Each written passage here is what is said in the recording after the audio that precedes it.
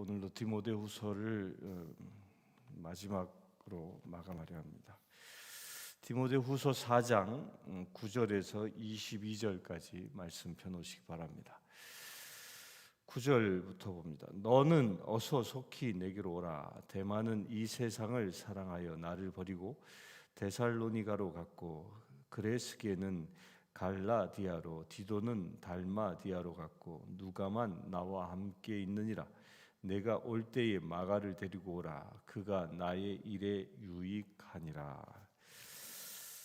이 디모데후서는 사도 바울의 13개의 그 편지 가운데 맨 마지막에 쓰여진 서신이라고 우리 지난 시간에 보았습니다. 그러면서 그 마지막 가운데에 이제 마지막을 정리하는데, 사도 바울은 무엇을 회고합니까? 자기와 함께 동역했던 사람들을 하나하나 회고합니다. 근데 함께 동역한 사람 가운데에 사도 바울을 떠난 사람, 함께 동역을 했지만 어떤 이유인지는 모르지만 바울을 떠나간 사람이 있습니다. 그런데 그 떠나간 사람 가운데 배교에서 떠나간 사람도 있고, 또 바울로 하여금 새로운 사명을 받아서 새로운 임지의 사역을 위해서 떠나간 사람도 있고, 또 오늘 말씀에 보면 바울을 늘 배척하는 박해자로 쓰임 받은 사람도 있습니다. 오늘 읽은 이 10절의 말씀에 보면 데마라는 사람을 쓰고 있는데, 이 세상을 사랑하여 나를 버리고라고 얘기합니다. 그러니까 데마는 바울과 더불어 함께 전도 여행을 했던 사람이었습니다. 그런데 그가 어느 순간 그는 하나님의 나라에 대한 사랑보다 세상 나라에 대한 사랑이 더 컸음을 이야기합니다. 우리가 여기서 주의 깊게 보아야 할 이 반면 교사처럼 주의 깊게 보아야 할 것이 있습니다. 이 데마가 바울을 돕는 사람이었는데 왜 결국 바울을 떠나게 됐느냐? 그의 중심에 하나님의 나라에 대한 그 사랑보다 세상을 향한 사랑이 더 컸기 때문이라는 겁니다. 이것은 마치 이와 같은 거예요. 하나님의 나라가 삶의 목적이 아니라 이 세상의 삶의 목적이었던 것이죠. 이것이 목적이 달랐기 때문에 그는 결국 사도 바울을 떠나 배교하고 만다는 것입니다. 우리 또한 똑같습니다. 우리도 데마가 될 수 있는 그 위험성을 가지고 있습니다. 우리가 어느 나라를 더 사모하느냐, 내 삶의 목적을 어디에 두냐에 따라 우리도 데마가 될 수 있고, 아니 이 다른 바울처럼 끝까지 주님께 충성하는 주의 종이 될 수 있는 것입니다. 여러분들은 어디에 삶의 목적을 두고 있습니까? 지금 이 세상에서 성공하고, 이 세상에서 호의호식하고, 이 세상에서 잘 나가는 것이, 돈도 많이 벌어서 부귀영화를 누리는 것이 여러분들의 삶의 목적입니까? 그것을 위하여 나로 하여금 부귀영화를 누리게 하기 위하여 신의 도움이 필요해서 이 시간 기도하고 있다면, 안타깝게도 그런 사람들은 데마와 같은 사람이라는 겁니다. 진정한 크리스찬은 세상을 사랑하는 자가 아니라 하나님의 나라를 사랑하는 자예요. 사도 바울은 그가 로마 시민권자였고 최고의 학벌을 가진 사람이었음에도 불구하고 그는 세상의 모든 것들을 다 배설물로 여기고 오직 하나님의 나라의 의, 그 하나님의 나라에 대한 사랑으로 충만했습니다. 이 디모데후서를 쓰고 있는 이 시점에도, 순교를 앞두고 있는 그 시점에 단 한마디 내가 예수를 모르라고 부인한다면, 사도 베드로가 닭이 울기 전에 3번씩이나 주님을 부인한 것처럼 그렇게 부인했더라면 감옥에서 풀려날 수 있었음에도 불구하고 그의 가치는 감옥에서 풀려나 이 세상에서 편하게 사는 것이 아니라 하나님의 나라가 그의 삶의 최고의 가치였기 때문에 그 하나님의 나라를 향하여 순교의 자리를 마다하지 않고 그 감옥에서 순교를 담담하게 맞아들이고 있는 바울. 반면에 세상을 사랑하여 떠나간 데마. 여러분들은 어느 편에 서겠습니까? 바울처럼 하나님의 나라를 사모하여 나의 목숨까지도 주님의 나라를 위하여 헌신할 수 있는 믿음의 지체가 되길 원하십니까? 아니면 세상을 사랑하여 어느 순간에는 결국 믿음을 버리고 세상으로 떠나가는 데마와 같은 삶을 사시겠습니까? 이어서 소개하고 있는 그레스게 갈라디아로, 디도는 달마디아로 갔고, 그레스게에 관하여는 정확히 알 수 없습니다. 그러나 이 갈라디아로 갔다라는 말, 또 디도는 달마디아로 갔고, 여기서 디도라는 사람은 뭐 잘 알려진 사람이죠. 바울의 동역자고 또한 이 디도서의 이 수신자이기도 하고요. 늘 그 바울의 충성된 제자였습니다. 그래서 디도는 달마디아로 이 바울로부터 사명을 받아서 떠난 것으로 추론되어지는 구절입니다. 이렇게 바울 주변에 바울을 따랐던 사람 가운데 세상을 사랑한 사람은 세상으로 떠나가지만 하나님의 나라를 사모하는 사람은 사명을 쫓아 산다는 것입니다. 디도가 사명을 쫓아 달마디아로 가서 주의 사역을 감당하는 것처럼 여러분도 사명을 쫓아 살아갈 수 있게 되길 바랍니다. 또한 반면에 11절에 보면 또 다른 사람을 이야기합니다. 누가만 나와 함께 있느니라. 네가 올 때에 마가를 데리고 오라. 그가 나의 일에 유익하니라. 두기고는 에베소로 보내었노라. 여기에 등장하는 누가와 마가와 두기고라는 사람, 이 세 사람은 사도 바울의 아주 충성된 사람입니다. 이 누가는 이제 사도 바울이 순교를 앞두고 있을 때 오직 누가만 남았다라고 기록하고 있는데, 사도 바울은 가지고 있었던 지병이 있었죠. 무슨 병인지는 정확히 알지 못합니다. 그러나 그는 늘 지병 속에서 고통받았습니다. 하나님께 3번씩이나 구했으나 내가 족하다라는 말씀으로 더 이상 구하지 아니하고 밀평생 어떤 지병을 가지고 살았습니다. 또한 사도 바울은 몸이 연약한 사람이었을 것으로 추정되어지는 사람입니다. 그래서 늘 병약했기 때문에 의사의 도움이 필요했습니다. 그래서 당시에 의사였던 루가가 늘 옆에서 수발을 들고 이 바울의 건강을 보살폈던 사람이죠. 가장 충성했던 사람 중에 하나가 이 루가입니다. 루가는 의사로서 바울을 섬겼을 뿐만 아니라 복음의 저자로서 루가 복음도 저술하고, 또한 사도행전 곧 신약의 역사서인 사도행전을 저술하여 우리에게 초대교회의 이야기, 또한 예수 그리스도의 그 복음을 전해준 아주 놀라운 주의 제자였지요. 바로 그가 사도 바울과 늘 끝까지 함께하는, 순교의 현장까지 함께하는 충성된 일꾼이었다는 겁니다. 예나 지금이나 로마 시대 때나 지금이나 루가는 의사라는 직업은 상당히 고급 직업이었습니다. 그 의사라는 직업만 가지고도 호의호식하며 충분히 살아갈 수 있었음에도 불구하고 사도 이 루가는 그 모든 것을 내려놓고 오직 사도 한 사람 바울을 섬기는데 자신의 모든 걸 헌신하는 그런 삶을 보인 사람인 것이죠. 의사라는 직업을 자기의 부귀 영화를 위하여 쓴 것이 아니라 하나님의 나라의 일꾼을 위하여 사용하고 있다는 것입니다.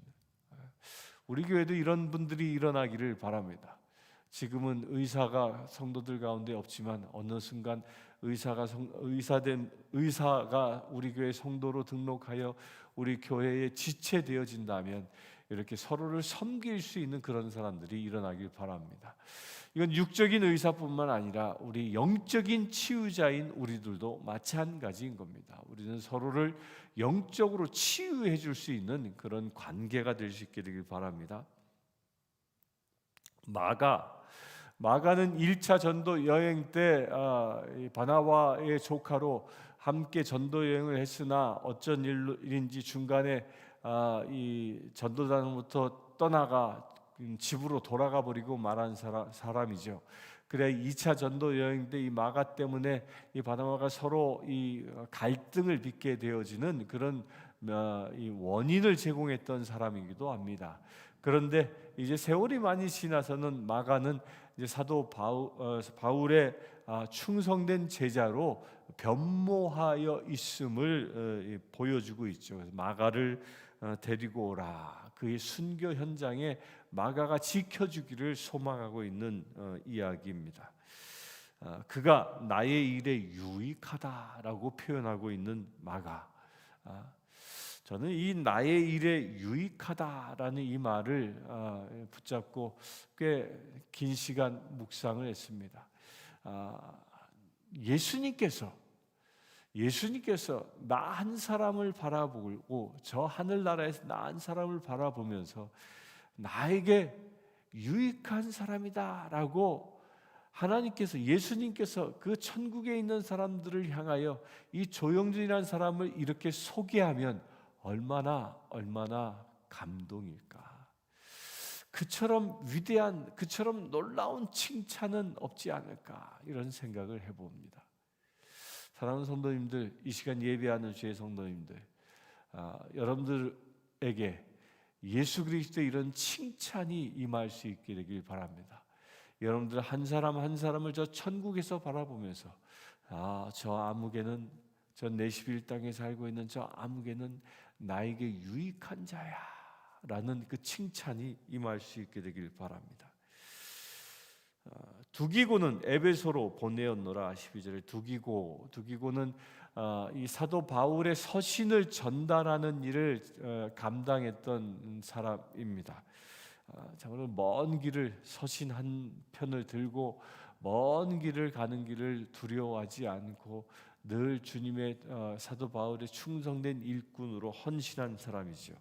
그를 에베소로 보낸다라는 말은 이제 디모데와 이 두기고를 인물을 이렇게 바꾸는, 곧 이 두기고를 에베소 교회의 담임 목사로, 또한 디모데를 이제 거기서 떠나서 사도 바울과 함께하는 자로 이렇게 마치 인사이동 시키는 듯한 표현을 하고 있습니다. 13절, 내가 올 때에 내가 드로아 기보의 집에 둔 겉옷을 가지고 오고 또 책은 특별히 가죽 종이에 쓴 것을 가져오라. 이 사도 바울이 일생 동안 얼마나 그 검소하게 살았는가가 이 13절에 묻어 있습니다. 내가 드로아 기보의 집에 둔 겉옷을 가지고 오고. 지금 바울이 로마에 있는데 이 드로아 기보의 집에 있는 겉옷이 필요한 겁니다. 필요해서 가지고 오라라고 특별히 부탁하고 있는 거죠. 그의 삶이 얼마나 검소했는가를 보여주는 거예요. 여러 벌의 겉옷을 가지고 살아간 사람이 아님을 아주 검소하게 심플 라이프의 삶을 살았던 사람이었음을 이 구절에서 우리가 엿볼 수 있습니다. 그래서 우리 그리스도인들은요, 화려한 옷을 입기를 즐겨하는 자가 아니요, 지금 내가 입을 것이 있으면 만족할 수 있는 그런 사람이 우리 그리스도인이라는 것입니다. 14절, 구리 세공업자 알렉산더가 내게 해를 많이 입혔으며 주께서 그 행한 대로 그에게 갚으시리니 너도 그를 주의하라. 그가 우리 말을 심히 대적하였느니라. 이 알렉산더라는 사람은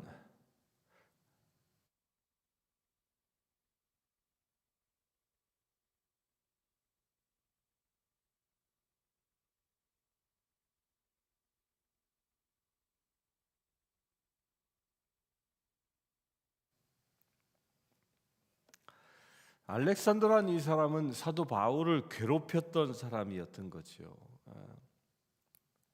에베소에 살고 있으면서 사도 바울을 끊임없이 괴롭혔고, 당시 에베소 교회에 아주 이 트러블 메이커, 문제만 일으키는 사람으로 이 자리매김했던 사람을 두고 얘기합니다. 그렇게 문제만 일으키는 사람, 남에게 덕을 끼치고 남에게 선을 행하고 사람을 살리는 역할이 아니라 문제를 일으키고 지적하고 사도 바울의 복음의 행보를 거역하는 일들, 이런 일들을 감당하는 사람, 그런 사람들이 행한 것을, 그에 대한 보응을 누가 줍니까? 그에 대한 심판은 오직 하나님이 주신다는 겁니다. 주께서 그 행한 대로 그에게 갚으실 것이다 라고 얘기합니다. 우리가 여기서 주의 깊게 봐야 할 것이 있습니다. 우리는 우리를 대적하는 사람들, 그렇게 죄 가운데 있는 사람들을 우리가 그에 대한 죄값을 묻는 것이 아니라는 거예요. 정죄함은 오직 누구만 할 수 있습니까? 주님만 하실 수 있는 것입니다. 우리는 단지 그런 트러블 메이커, 우리를 힘들게 하는 사람들의 회심을 위하여 기도할 뿐입니다. 또한 그런 사람들이 우리가 기도함에도 불구하고 돌아오지 아니하면 너도 그를 주의하라 하는 것처럼, 이렇게 문제를 일으키고 하나님의 사역을 방해하는 이런 사람들은 우리 모두 다 가까이 하지 아니해야 한다는 거예요. 주의해서 경계해야 한다는 겁니다. 주의해서 경계해서 이 사단의 간교함에 놀아나지 아니하도록 주의할 수 있어야 합니다. 우리 교회에서 보면요, 교회에 성도들이 이렇게 모여 있지만 교회 성도들의 100%가 모두 다 하나님께 충성하는 일꾼들인가? 라고 묻는다면 참 그렇게 대답할 수 없는 것이 현실입니다. 예수님도 그렇게 얘기하지 않았습니까? 마지막 심판 때 주님을 따랐던 사람들 가운데 어떤 이는 양의 무리로, 어떤 이는 염소의 무리로 분류되어지는 것처럼, 교회 안에 그런 현상들이 있을 수 있다는 겁니다. 우리 이 새벽을 깨우는 분들은 염소의 무리로 분류되어진 자가 아니라 양의 무리로 분류되어질 수 있게 되길 바랍니다. 그 양과 염소의 차이, 그게 무엇이죠? 이 알렉산더와 같은 사람들은 염소로 분류된 사람입니다. 염소는 뿔이 있어 특별히 들이받기를 좋아하고요.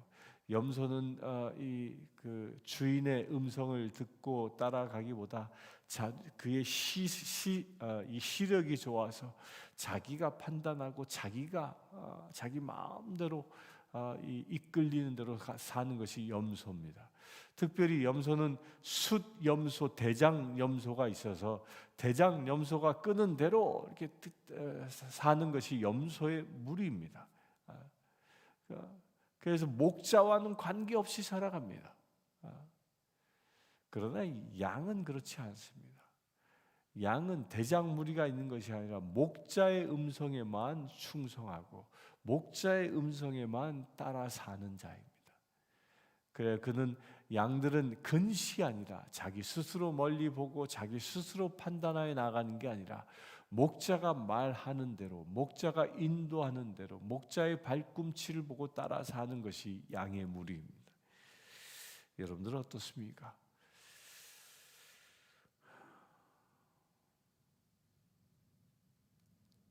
교회 안에서는 우리가 이렇게 염소의 무리를 구분할 수 있어야 합니다. 구분해서 그를 보고 멀리할 수 있어야 하는 거죠. 거기에 휩쓸려서는 안 된다라는 겁니다. 근데 많은 사람들이 이 염소들이 떠드는 소리에 잘 휩쓸립니다. 시시콜콜 떠들어대고 시시콜콜 문제를 일으키고 시시콜콜 트러블만 일으켜 사람들의 마음을 상하게 하는 그 염소의 무리, 그런 무리들의 그런 소리가 들려진다면 주의하고 멀리할 수 있게 되길 바랍니다. 16절 봅니다. 내가 처음 변명할 때 나와 함께한 자가 하나도 없고 다 나를 버렸으나 그들에게 허물을 돌리지 않기를 원하노라.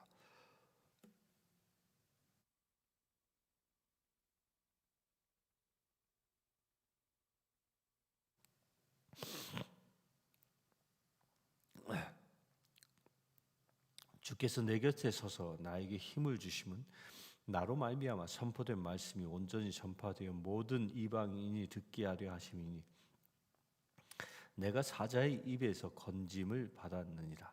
주께서 나를 모든 악한 일에서 건져내시고 또 그의 천국에 들어가도록 구원하시리니 그에게 영광이 세세 무궁토록 있을지어다. 아멘. 내가 처음 변명할 때 나와 함께한 자가 하나도 없고 다 나를 버렸으나, 이게 한편으로 보면 참 슬픈 이야기이지 않습니까? 그러니까 처음 변명, 그러니까 처음 복음을 전했을 때 아마도 1차 전도 여행 때부터를 회고하면서 지금 쓰고 있지 않나 싶습니다. 그렇게 1차 전도 여행 때 사도 바울에 의하여 복음을 받고 기뻐하며 하나님의 백성된 사람들이 지금 이 시점엔 어느 시점이에요? 유대인들의 박해를 넘어 이제는 로마 정부가 그리스도인을 박해하는 시점이 된 겁니다. 이렇게 로마 정부가 그리스도인들을 잡아다가 사자굴에 던지는 그런 엄청난 이 박해가 시작되어졌을 때, 그렇게 시작되어지니까 수많은 사람들, 그와 함께 복음을 듣고 그와 함께 복음을 전했던 사람들조차도 사도 바울을 떠나가, 바울뿐만 아니라 예수를 떠나가는 일들이 일어나고 있다는 겁니다. 여러분들은 어떤 부류에 속할 것 같습니까? 이 세상에 지금 사도 바울이 디모데 후서를 쓰고 있는 시점처럼 예수를 믿는다는 것 그 하나 때문에 나의 삶의 모든 것을 포기해야 하는 시점이 온다면 여러분들은 어떻게 선택하겠습니까? 계시록엔 그에 대한 때에 대하여 분명히 얘기합니다. 적그리스도가 출현할 것이고 적그리스도가 다스리는 세상이 되어지면 그 모든 이들이 666 표징을 받게 되어질 것이다. 그 666 표징을 받지 아니하면 사지도 팔지도 못하는 경제 활동 자체가 불가능한 시대가 올 것이다라고 예언합니다. 또한 그렇기 때문에 666 표지를 받아 적그리스도의 추종자가 되어야 한다고, 사단을 따르는 자가 되어야 세상을 살아갈 수 있다라고 예언하고 있습니다. 혹여 이런 시대가 지금 도래한다면 여러분들은 어떤 선택을 하시겠습니까?